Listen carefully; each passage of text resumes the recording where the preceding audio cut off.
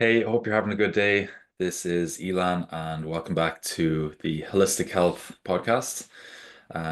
Today, I'm again joined by Finn, and we're going to take a deep dive into some Christmas tips. And the great thing is, these are a lot of holistic health tips that will be able to help you not just over Christmas, but essentially any holiday period. So it doesn't matter if it's Christmas, Easter, summer holidays, whatever it is, these are all applicable across the year. Finn, how are you doing today?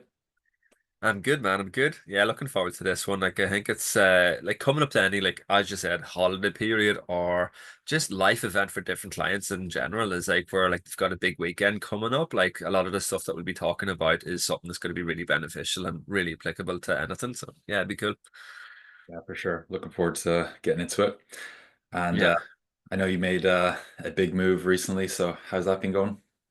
Yeah, it's good. Yeah, so like for anyone that didn't know, like it's myself and my family, like we moved back to Australia. So after a year and a half being in Ireland, like we decided to move back to Australia. So that happened coming up to 3 weeks. Yeah, tomorrow will be 3 weeks since we've been over here. So it's been a big transition for us. And I was just saying to Elan before we hit record that it feels the least Christmas ever for myself, to be honest. It's been really interesting. Um, yeah, in Australia, like it's I think for any Irish person or anyone from like Europe in Australia, it's Christmas is always a really interesting one because you're getting excited and gearing up for summertime. But then it's like you're in the Christmas mindset as well, which it just doesn't commute in this time, like because we're still in that hangover of the packing and moving and stuff like that. Like we haven't thought much about Christmas whatsoever. So whenever like we're like getting into the headset for like the mindset of talking about Christmas now for all of this year, like I just had to have a little reset before we jumped on. Yeah, put on a Santi hat, but it's actually like 35 degrees and you're sweating. Yeah. Yeah. Yeah, that is it. Good stuff. Well, I hope it goes well, and we might be able to talk more about it in a future podcast. But for today, Yeah, for sure. we want to deliver as much value as possible because I know myself from previous years and from working with so many women over the last few years how difficult Christmas can be. And really, the whole like month of December and obviously going into January can be super difficult with so many different events on and family gatherings and a lot of pressure and dressing up. And there's so many different things that come up. So I think it'd be Yeah. great to go through a lot of different health, fitness, mindset, and self-care topics. And the first Yeah. one that I was thinking of was a mindset one, and it was more about thinking of like progress weeks versus maintenance weeks. And basically, this means that, some weeks of the year you're going to be busier, you're going to have events on, you might have some drinks planned with some friends. And especially on weeks where you're busier, whatever it is with work or family, you can look at that as more of a maintenance week. So a maintenance week would be like, okay, if I get one workout done this week, that's amazing because I'll maintain my strength. If I get, a little bit of stretching done this week, that's going to help me maintain some flexibility. If I can, even just be aware of the food choices that I'm making, trying to get a little bit higher protein in some of the meals. All of that stuff is going to be really, really good because then on the flip side, you're also going to have many weeks in the year that are going to be progress weeks. So if you take into consideration the whole year, right, we've got 52 weeks, and you think of all the weeks where you have, like I said earlier, what are all the holidays like Valentine's, Easter, summer holidays, Halloween, Christmas. You take all those into consideration, you might have 10 or 12 weeks of the year that will be maintenance weeks. But then you've also got 40 to 42 weeks of the year that can be progress weeks. So then in a progress week, you might be able to have more time to get two or three workouts done. You might be able to track your food maybe several times a week. You might be able to get more sleep than usual, more steps, more stretching, more self-care, all that sort of stuff. So when you break up your year into progress weeks and maintenance weeks, I think it makes it a lot easier than what happens for most people, which is getting into the all or nothing mindset and Mm. like, oh, well, if I don't do things perfectly all the time, then what's the point? Or falling off the wagon is a term I hear from so many people so often. Yeah. I think the progress versus maintenance idea kind of helps break through that. And I know it's worked for a lot of people. But what do you think about that one? Yeah, like I think that's it's so good that to start off with that one because that in itself is a massive mindset shift. A lot of clients like need to start working through it. It takes a bit of time for them to get to that point, but as soon as they understand that idea of the progress over like progress versus maintenance, like it's a game changer because it's breaking down so much of our ideas around perfectionism, around all or nothing attitude is like and like it just allows us to start creating a healthier, more sustainable relationship with our food, with our exercise, and with ourselves overall. So when we can start kind of being more proactive with that and take that approach with it, and know it's like right, this is going to be a really busy week or a couple of weeks coming up. Is like so, what is my non-negotiables that's going to allow me to maintain where I'm at with it and actually enjoy what I'm doing, rather than, as I say, like we're trying for aiming for that perfection and then you do slip up, and then you go, oh, so what's the point? And then that's when we go for a big, massive binge. And then, like a couple of weeks later, feeling sorry for ourselves, we pick ourselves back up and start again. So, like, yeah, like it's a massive mindset shift, and like looking for the big picture, looking for that sustainability with what it is you're trying to do with your lifestyle. Hmm. Yeah, I was just thinking it's really all about kind of taking the pressure off because it's so easy like if if I feel stressed or overwhelmed, I'm more likely to self-sabotage then by Hmm. going back into that all or nothing mindset or perfectionist. But if you can just take the pressure off and be like, okay, I have two big nights out planned this week, and let's be honest, I'm probably gonna have hangover the next day. I'm meeting up with my friends. You might be meeting up with people that you haven't seen all year, especially if you have kids or you're busy at work.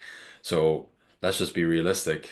Like it's not going to be a super productive week, but that's fine also, because it's like you still Yeah, have to enjoy your life, and Christmas is a great time to do that.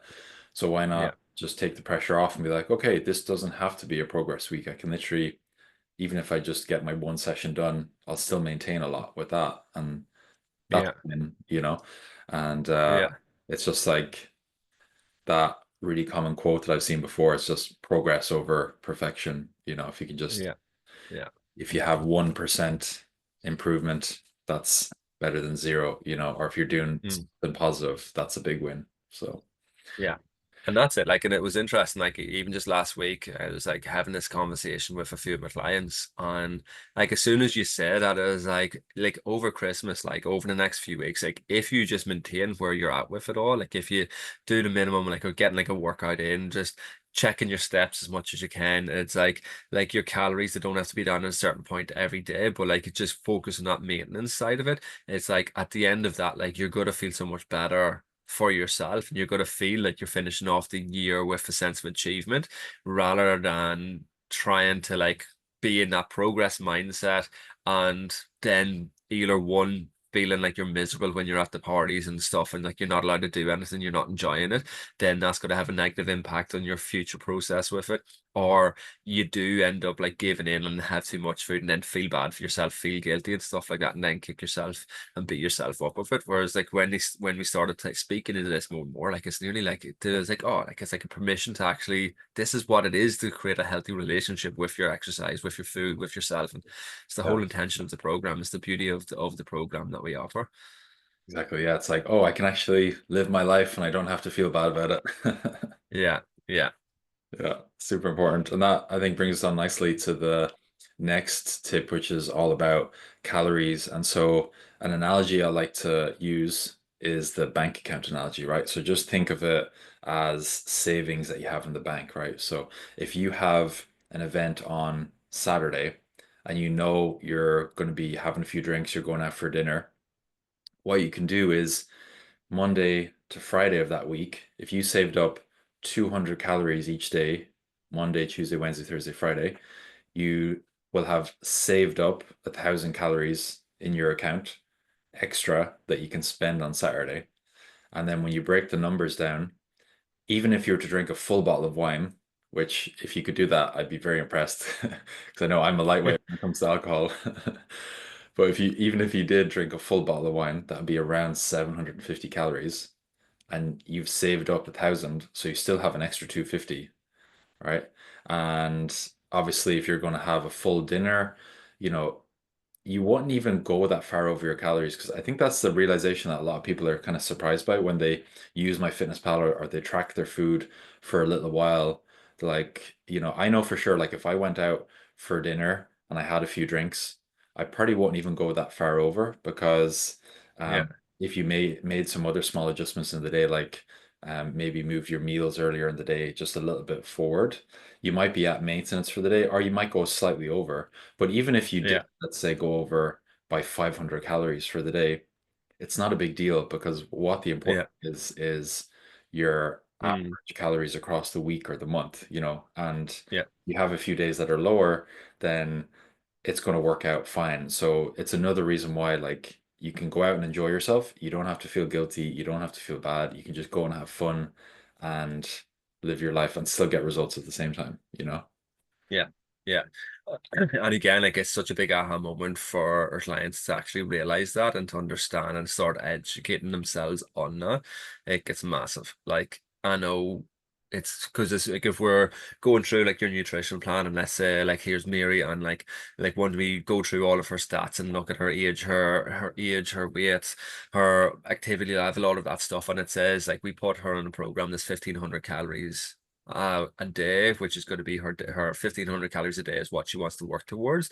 And like that's going to be really good, easy hitting that. Some days she's going to be like, oh, I'm at like 1,300 days, other days I'm at 14, 1,500 days. Sometimes like, oh, it's up to like 1,550 is like, or whatever. Like it's one of the things that kind of like because we have it at say 1,500 calories, like that means like that is built in a buffer. That's a deficit straight away. So like realistically, if you were looking at that for you to be on a maintenance and not put on any weight, like you're talking about 1750 100 calories at least, like is what you can have on them days while still being in that deficit. And like as soon as they kind of see that, they're like, oh, okay. Like I never realized that. So if there is some days you are a little bit over, it's like it's okay because it's built into it.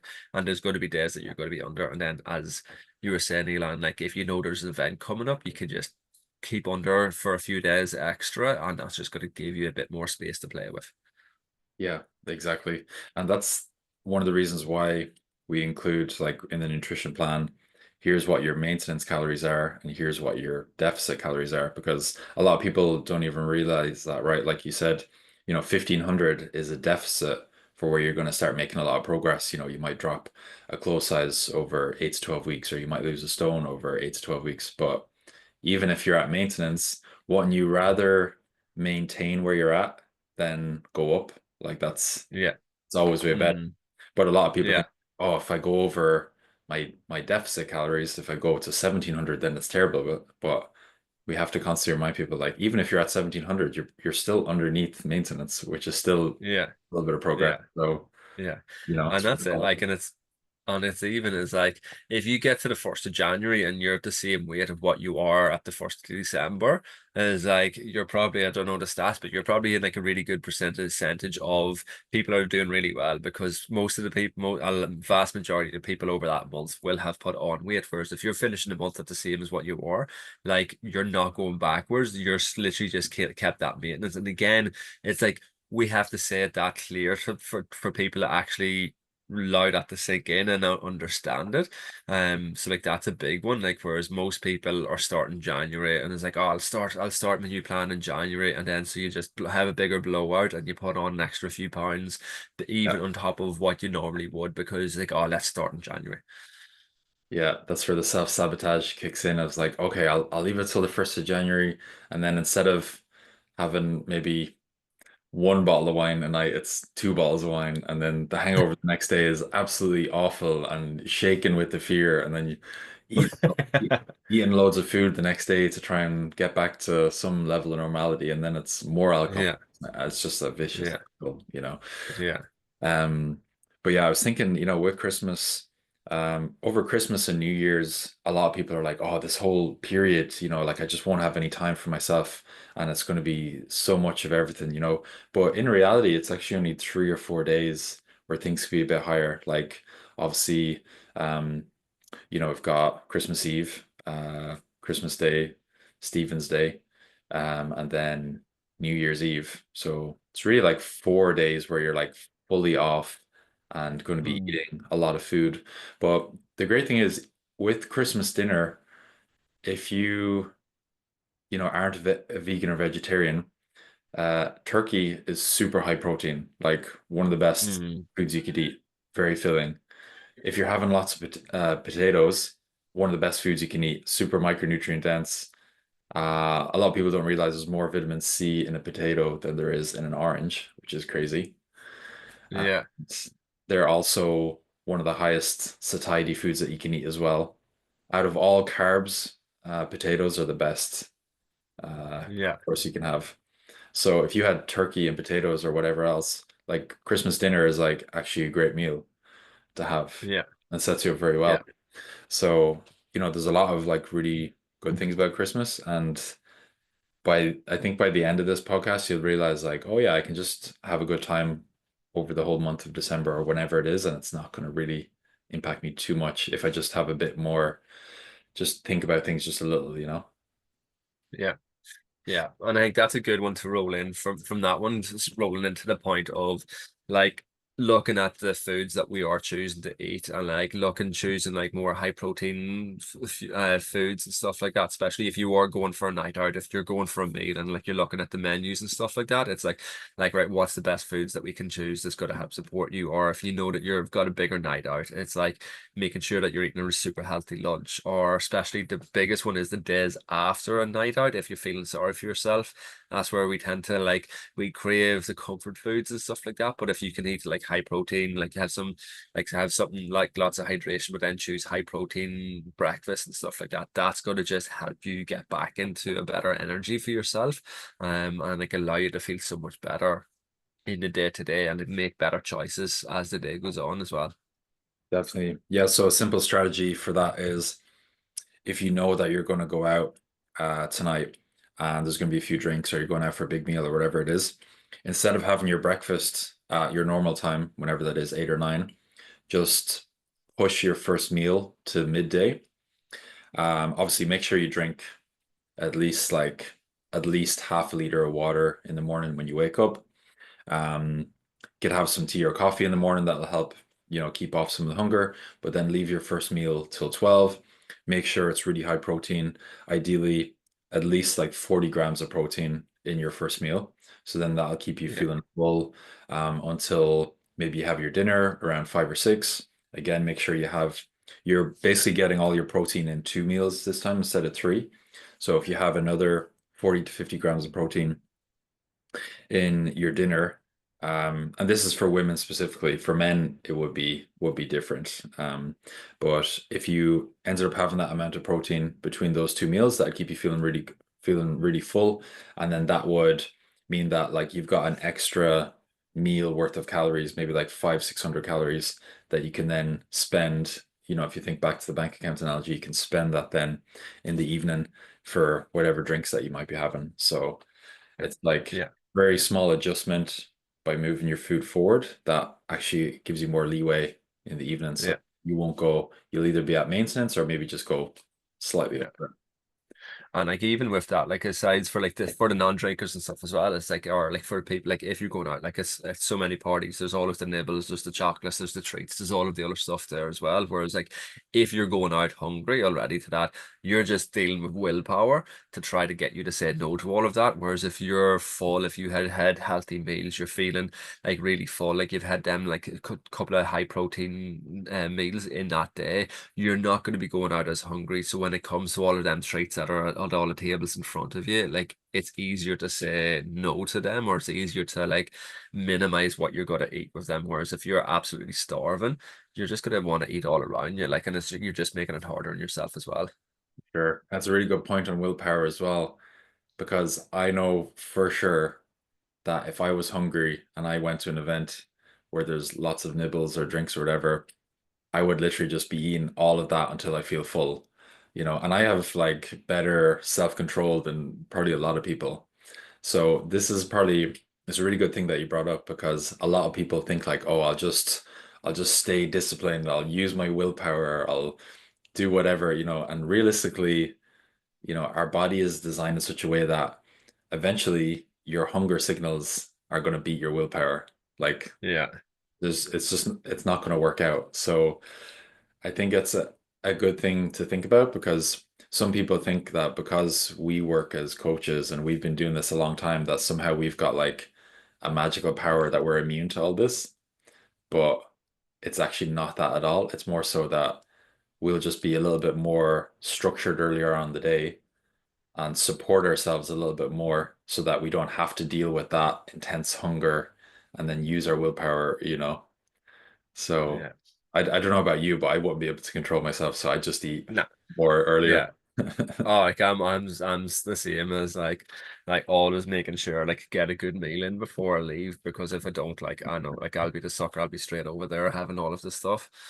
Yeah, for And like sure. it's okay, like I'm happy to have a bit of it, but like like you always feel worse off if if you overindulge with it. So it's just better to have things that I can have a better choice with and know that work better for my body, and then Yeah, be able to have a little bit of the other stuff. definitely. Yeah. And nobody likes being around someone that's hangry either. Like that's the worst. Yeah. Like I was that person for many years where the Oh, hanger just took over. Literally, like, is it a Twix or the Snickers ad? It's like you're not you when you're hungry. You're a different person completely. yeah. I've got a breastfeeding wife at the moment, and if you just have to have food hidden for her, like if it just hits that hangriness, and you're like, all right, you need to eat. It's like, what have you eaten this last hour? It's like, get some food into you. Literally, just here's a bar out of my back pocket. Yeah, Nice. So yeah, high protein meals, like super simple, but honestly, I mean, it makes such a massive difference. Um, yeah, I think a good thing to stay on with alcohol is just like different ideas. So I wrote down a few different things, and a lot of people will be aware of this already. So just like low calorie options. So very simple. If you use like a zero mixer, like Coke Zero or 7 Up Zero, whatever kind of mixer that you like, or if you use something like a tonic or a seltzer, they're all super low calories. So for example, if yeah, you have a gin and tonic, a regular sized one is going to be around 120 calories. But if you have a glass of wine, and obviously some people's glasses of wine, it's very subjective, but on average it can be like maybe 200 calories. So that's a very yeah, simple thing. Like if you're still technically, let's say, having 3 drinks, but if you had 3 G&Ts, that's about 360 calories. But if you had 3 glasses of wine, that's about 600 calories. So you can see how it becomes like a lot. Like it can almost like double or triple depending on which one you go with. So that'll yeah, make a big difference just going for those zero options. And even like if you had a bottle of regular Coke versus Coke Zero, that could literally save you 100 calories. And if you had mm, three drinks over the night, that would save you an extra 300 calories just by having Coke Zero instead of regular Coke. And yeah, I've drank a lot of Coke Zero, and personally, I don't think there's much difference in taste between that and the yeah, one. So, I think it's a yeah, very simple thing you can do. yeah. And I guess the other one as well is like with that, it's just making sure that like you're staying hydrated while you're out as well. Is like having glasses of water, or like have some water and stuff like that throughout your night, and like just kind of pace things out a little bit more. And I can just keep yourself a bit more hydrated. Like I think little simple things like that is super important. And then like I know like the morning, like before you go to bed, like having some water, and then in the morning time, like having some electrolytes just to kind of top everything up because like that's a big one. Yeah, for sure. So with electrolytes, I know some people actually don't like Diurolite, just the taste or whatever. And there's this really good brand called Fizz, Phizz. You can get in Tesco and some pharmacies probably sell it as well. But they basically just do different flavors. So you can get a lot of different flavors. It's like cola flavor, mango, orange, watermelon. They have a whole like range. So if you don't like Dior sachets, you can just put the tablets in water and they'll just dissolve basically. And you know, there's nothing worse than waking up with a bad hangover. Like I know like in the past I remember my birthday a few years ago, we rented a sauna and it's an amazing facility. It's like this. big place down in Leash, but I drank too much whiskey basically, and the next day my anxiety was like through the roof. I felt so bad, and I was just like, oh, I wish I drank like more water and paced myself a bit more last night because it feels so bad right Yeah, now. So that's a little traumatic memory that keeps me from drinking too much whiskey now, basically. But yeah, yeah, having some electrolytes before you go to sleep, most importantly, will make a massive difference the next day. So, such a yeah, simple thing to do, but it works literally every time. It might not get rid of the hangover completely, but it could make you feel like 70, 80% better the next day. yeah, definitely, definitely. Um, yeah, and I think that's a good segue into mental health as well, because obviously, if you are feeling quite anxious after um, the night after like having a few drinks or whatever, everyone's mental health gets affected differently from drinking quite a bit. But a few Mm, really nice things that, we could focus on over Christmas or over any holiday period would just be having a bit of a self-care plan. So yeah, whatever it is that you like to do, like go for a walk, whether that's in a forest or on a beach or down the river or wherever is near you. Maybe do a face mask. If you have a bath, you could have like an Epsom salt bath. Um, just have a think of like what are maybe two or three things that you don't normally have time for that you could yeah, basically get yeah. when it is Christmas or whatever holiday it might be. Yeah, definitely.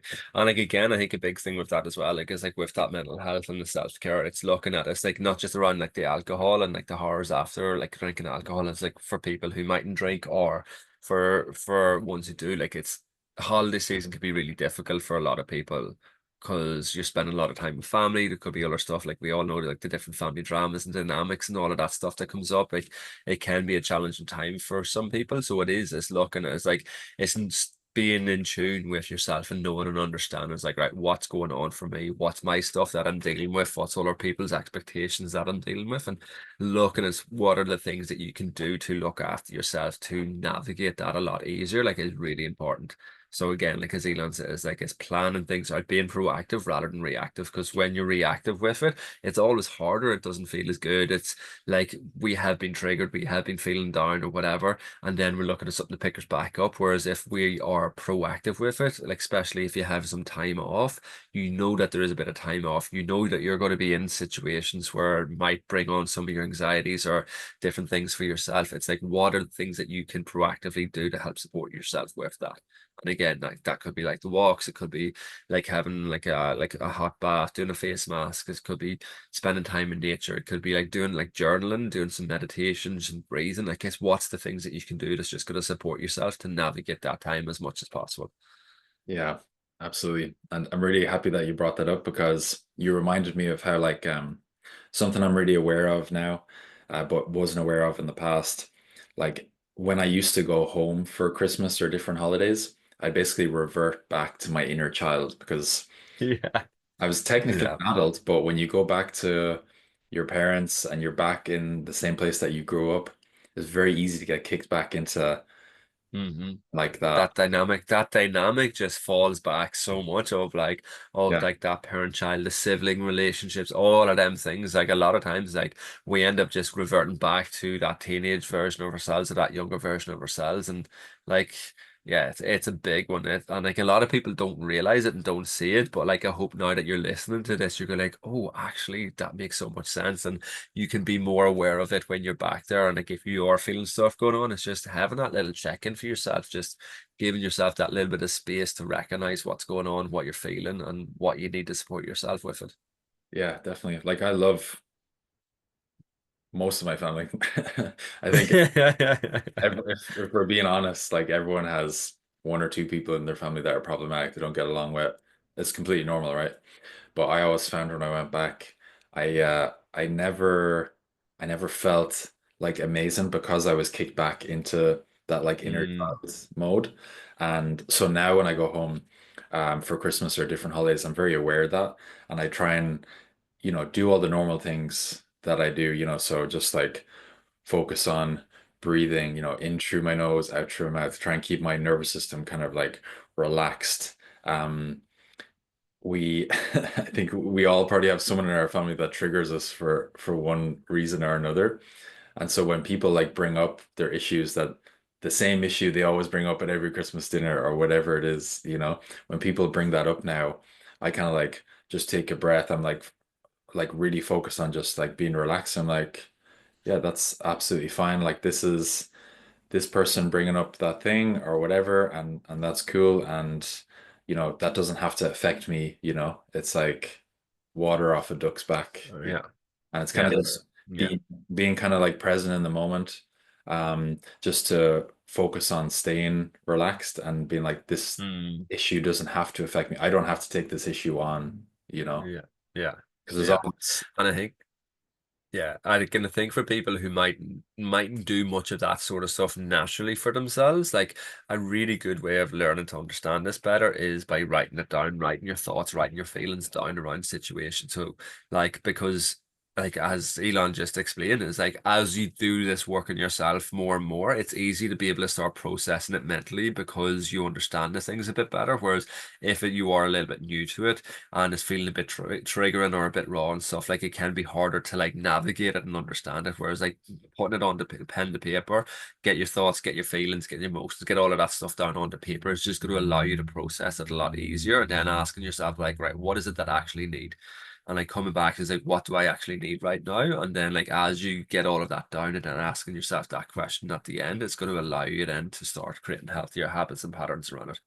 yeah, for sure. So, like on a positive note, now that I'm aware of all that stuff, like when I go home or spend time with family, it's amazing and I have a great time, and it's way better Mm, than it was, let's say, 5 or 6 yeah. years ago, because I'm going home in that really positive state of mind. I know how to manage my state. If I am feeling a bit stressed, I'll just be like, I'm gonna, bring the dog out for a walk, or I'll just go and do something that I know, like from the self-care plan, that's going to allow me to kind of recenter myself, and I'll go back in and I'll be, feeling great again, in a good mood, able to be present.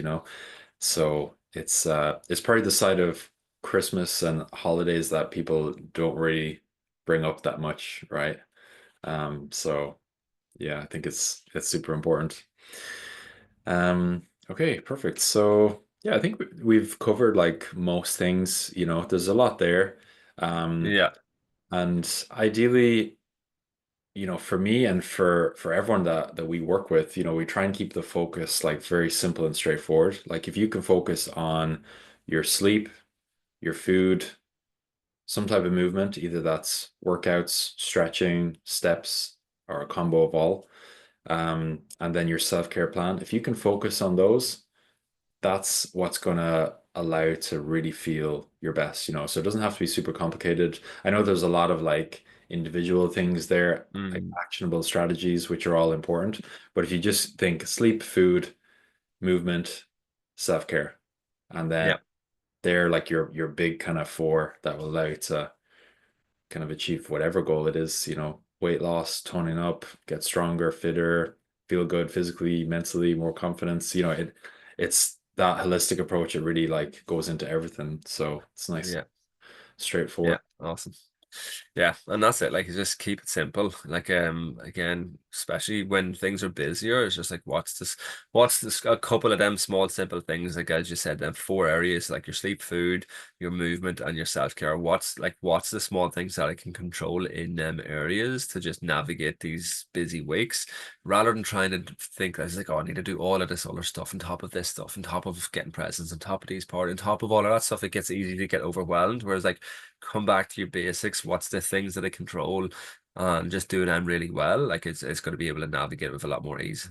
For sure. Yeah. So just to finish off, anyone that's listening to this or watching, all I want you to think about is like, okay, from that list of four, what's one that I could focus on today? And if you focus on that one thing, let's say it's just getting more sleep tonight. It's like, okay, I'm going to aim to get to bed by 10:30 tonight, sleep by 11, so that I can get at least 8 or 8.5 hours sleep. If you did that today, that would be a huge win. And then tomorrow, it might be like, okay, I want to focus on something movement wise. Maybe I'll go out for 8,000 steps. Maybe I'll, follow a recording on YouTube for like 20 minutes of stretching or something like that. If you did Yeah, that, again, another really big win. So you can just keep it super simple and just focus on what is that one thing going to be for you today, basically. Yeah. Awesome. Nice. All right, perfect. So I think we'll end it there. Hope everyone has an amazing Christmas. Enjoy your time off. And yeah, looking forward to we'll shoot another podcast sometime soon in the future. Perfect. Thank you.